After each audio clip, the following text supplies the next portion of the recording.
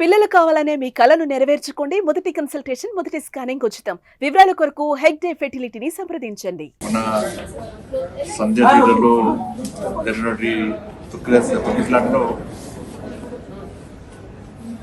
రేవతి అనే మహిళ చనిపోవడం చాలా బాధాకరం.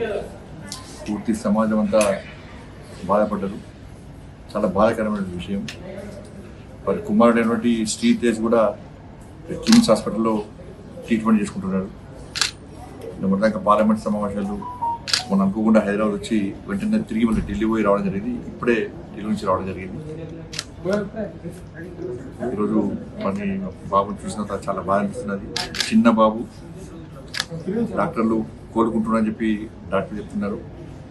కోలుకోవాలని చెప్పి అందరం భావించాలి. అదొక్కరు కూడా ఆ బాబు క్షేమం కోసం. నేను చిన్నపిల్లలంటే ప్రేమ పిచ్చి ఎక్కువ. ఒకటి ఇలా టీవీలో ఫోటో చూసిన వెంటనే వచ్చి బాబుని చూడాలనిపించింది. తప్పకుండా బాబు కోలుకోవాలని చెప్పి నేను నమ్ముకున్న అమ్మవారిని ప్రార్థిస్తున్నాను. చిన్న బాబు కాబట్టి కొంచెం రోజు కొంచెం కోలుకునే అవకాశం ఉన్నాయని చెప్పి డాక్టర్ చెప్తున్నారు. కేవలం చూడడానికి మాత్రమే వచ్చింది. ఇప్పుడు రాజకీయాలు మాట్లాడే టైం వారు వీళ్ళు వాళ్ళని తిట్టుకోవడం, వాళ్ళు వీళ్ళకి అన్ని దయచేసి పని చేద్దాం. సమస్యలను రాజకీయ కోణంతో చూసే ప్రయత్నం చేయదు. విమర్శలు, ప్రతి విమర్శలు ఆపేసి సమస్యను జటిల్ చేసే ప్రయత్నం చేయకుండా వీళ్ళు కానీ వాళ్ళు కానీ అబ్బాయి కోలుకోవడమే ప్రధాన బాధ్యత. అబ్బాయి కోలుకునే విధంగా ఏ విధంగా కోలుకుంటారని చెప్పి ఆలోచించే ప్రయత్నం చేయాలి. అబ్బాయి కోలుకోవాలని చెప్పి అందరూ కోలుకోవాలి.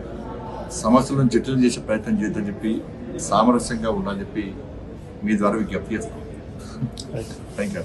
సుమన్ టీవీలో మీ పర్సనల్ అండ్ బిజినెస్ ప్రమోషన్స్ కోసం కింది నెంబర్కి కాంటాక్ట్ చేయండి.